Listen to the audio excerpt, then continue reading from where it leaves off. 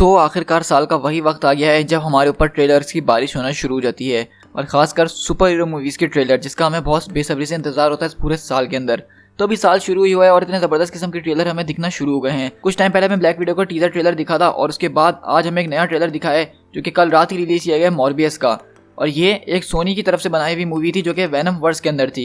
अब आप में से बहुत सारे लोग पूछेंगे कि वेनम वर्स क्या है। वेनम वर्स बेसिकली वो यूनिवर्स है जिसके अंदर वेनम मूवी हैपन हुई थी, क्योंकि बताया शुरू में ऐसा ही जा रहा था कि वो हमारे एमसीयू से हटके है। लेकिन इस मूवी मॉर्बियस के ट्रेलर के आने के बाद मुझे लग रहा है कि अब ये सारी बातें बिल्कुल बदल के रह गई हैं, और काफ़ी हद तक ऐसा ही लग रहा है कि ये मॉर्बियस जो है ये एमसीयू का ही हिस्सा है। और इससे यही बात साबित होती है कि सिर्फ मॉर्बियस नहीं बल्कि वेनम जो है वो भी अब एमसीयू के अंदर ही है। So guys, this is speed tagger, और आज की इस वीडियो में मैं आप लोग के साथ करने वाला हूँ मॉर्बियस का टीजर ट्रेलर का ब्रेक डाउन। सो गाइज, चलिए इस वीडियो को स्टार्ट करते हैं।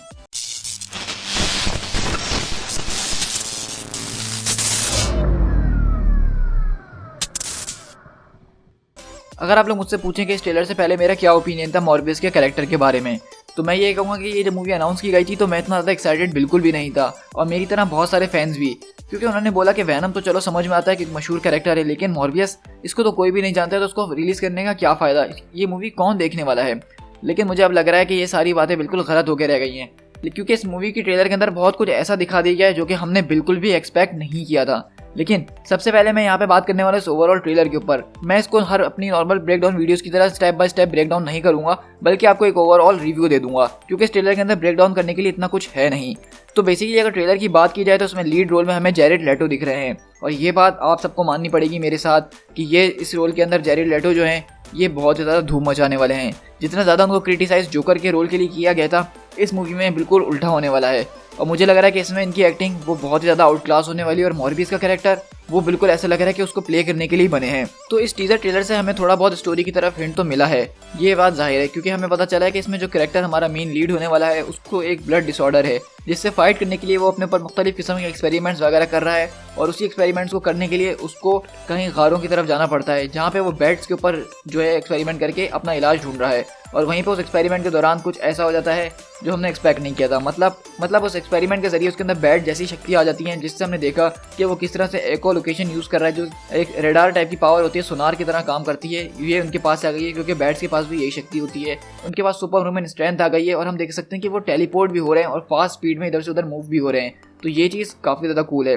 और अगर आप गौर करें जो ये टेलीपोर्ट हो रहे हैं, तो इससे मुझे याद आ गया कि एक्समैन 2 की जब हमने नाइट क्रॉलर को फर्स्ट टाइम देखा था मूवीज़ के अंदर, और उसके इफेक्ट जो थे कुछ टेलीपोर्ट होने वाले वो कुछ ऐसे ही थे, और यहाँ पे वो इफेक्ट देख के मुझे उसी की याद आ गई है।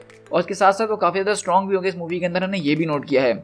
लेकिन बात यह है कि ये एक सुपर हीरो मूवी नहीं, बल्कि ये एक एंटी हीरो मूवी है, जैसा कि वैनम थी हमारी, जैसा कि डेडपूल थी हमारी। और इस तरह की मूवीज़ मेरे ख्याल में आजकल ज़्यादा चलने लग गई हैं, लोग ज़्यादा पसंद कर रहे हैं।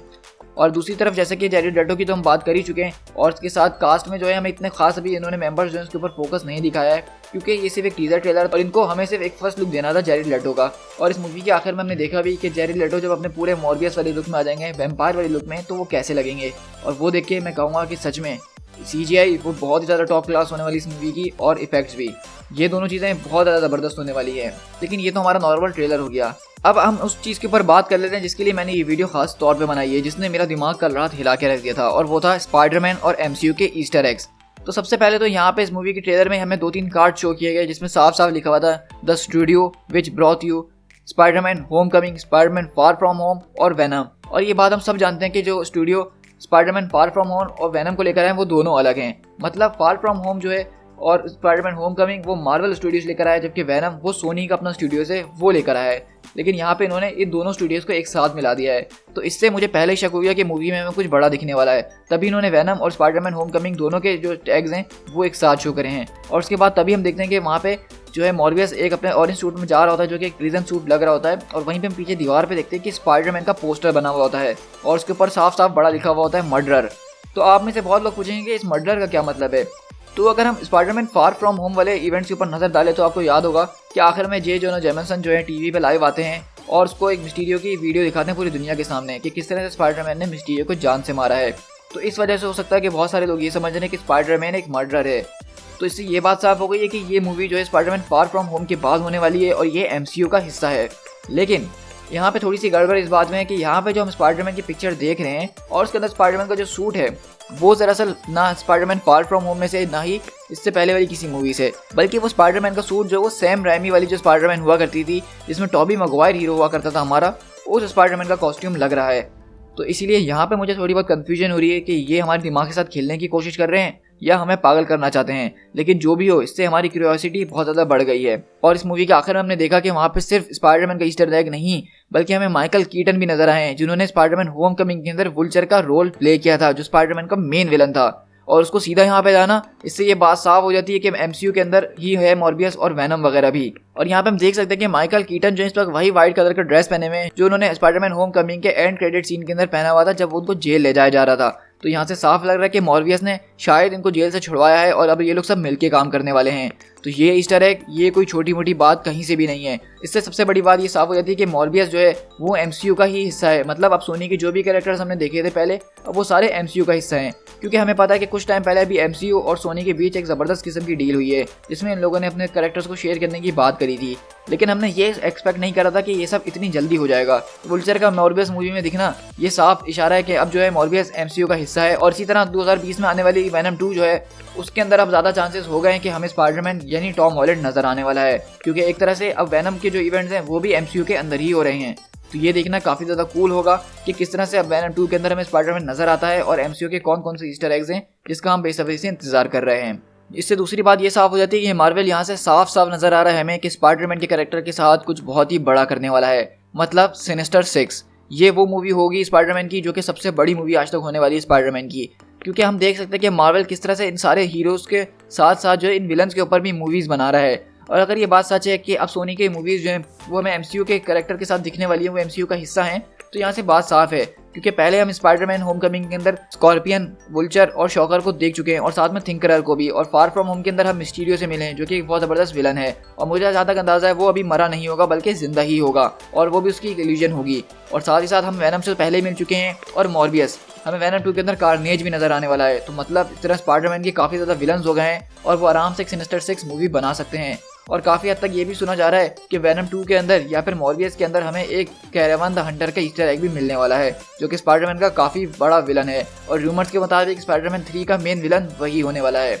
तो ये मूवी जो कि पहले किसी फैंस को पता नहीं थी, ना ही कोई इसको देखना चाहता था, इस मूवी के टीजर ट्रेलर आने के बाद ये सारी बातें बिल्कुल उलट के रह गई हैं क्योंकि इन्होंने सीधा कनेक्शन दिखा दिया एमसीयू का। अब हमें नहीं पता कि ये हमें मिसलीड करने की कोशिश कर रहे हैं या मूवी की क्यूरियोसिटी बढ़ाने की कोशिश कर रहे हैं। लेकिन जो भी हो, हमारा हाइप ज़रूर इस ट्रेलर को देख के बढ़ गया है और मैं इस मूवी के लिए अब काफ़ी ज़्यादा एक्साइटेड हूँ। और सिर्फ ये बात नहीं है कि ये एमसीयू से कनेक्टेड है बल्कि ओवरऑल अगर इस मूवी के ट्रेलर को भी देखा जाए तो साफ जाहिर हो रहा है कि ये ट्रेलर बहुत ही ज़्यादा ज़बरदस्त था और मूवी वो काफ़ी ज़्यादा दमदार होने वाली है। और इसमें एक हमें नई किस्म की ओरिजिन स्टोरी दिखने वाली है, एक नए किस्म की सुपर पावर्स दिखने वाली हैं जो कि इससे पहले हमने ऑन स्क्रीन नहीं देखी हैं।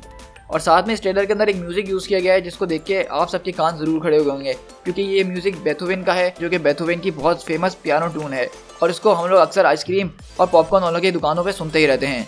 सो गाइस, ये था मेरा मॉर्बियस के टीजर ट्रेलर के ऊपर ब्रेकडाउन और रिव्यू। और इसके अंदर मैंने पॉइंट आउट करने की सारी कोशिशें करी कि जो जो ईस्टर एग्स और कैमियोज मैंने नोट करे हैं वो आपके साथ शेयर कर दिए जाएं।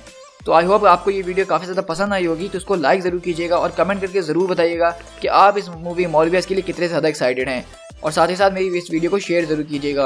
और हाँ, जिस टाइम पे ये मूवी में एडिट कर रहा था तो मुझे पता चला कि ब्लैक विडो का भी एक स्पेशल लुक रिलीज कर दिया गया है जिसके अंदर हमें टास्क मास्टर की जरा एक्स्ट्रा फुटेज दिखाई गई है।